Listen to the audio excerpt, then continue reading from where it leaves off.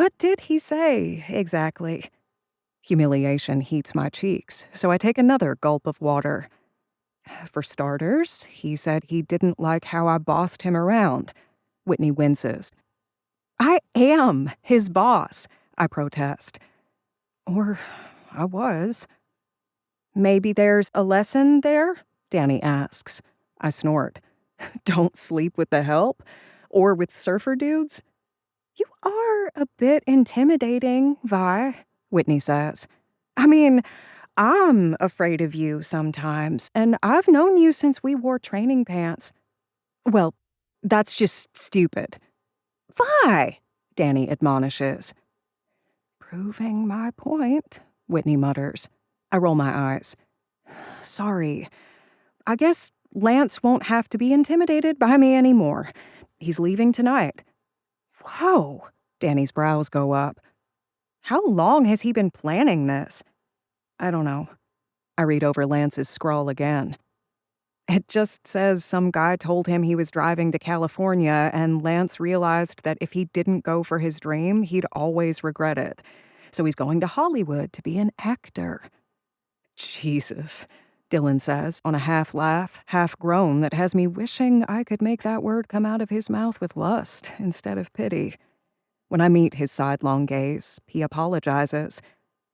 Sorry, don't mean to be eavesdropping, but he pauses for a moment to quickly look me up and down. What an idiot. He was a jerk, Whitney adds, patting my arm. He's not a total asshole, just kind of an airhead, a boy bimbo. I do my best to laugh it all off. I guess it's my bad for trying to date above my pay grade. My neighbor shakes his head and takes a sip of his beer. The last thing LA needs is another actor wannabe. A truism, but it sounds more personal for him. At least you won't have to see him again, Danny says, straightening and whipping a bar towel over her shoulder. Unless he actually gets work. Then I'll have to see him on the boob tube. With my luck, he'll book my favorite soap. I'd been enjoying the show put on by the Spitfire redhead next to me at the bar, but when she tells her friends about the guy that left her to go west to be an actor, I suddenly need more space than the crowded bar allows for. Excusing myself as if I'm going to the restroom, I veer instead toward the lobby and the door that leads to the beach. When I checked into this oceanfront hotel 2 days ago, expecting to be able to watch the sunset over the waves, I had to remind myself that I'm now on the left coast. Lucky for me, instead of the Atlantic, my room faces the other body of water that flanks the island called Wrightsford Beach. In the time since my plane landed in the Wallington airport, I've heard several locals call it the Intercoastal Waterway, even though the sign reads intracoastal.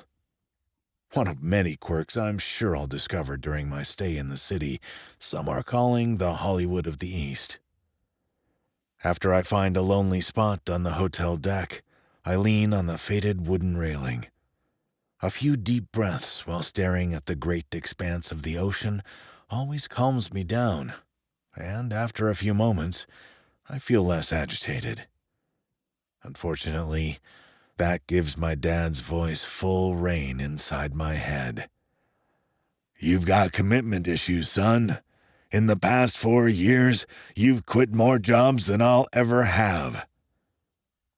After I finally graduated from college, which took an extra year because I transferred twice, I found a job that was as far away from Hollywood and my father as possible. It's true that I didn't last long at the first company, nor the ones that followed it. Each and every position I found was mind-numbingly tedious. Each time I moved on. So sue me. The joke my dad tells ad nauseum is that they based the movie Reality Bites, or Singles, or Kicking and Screaming, all of which he cast, by the way, on my life.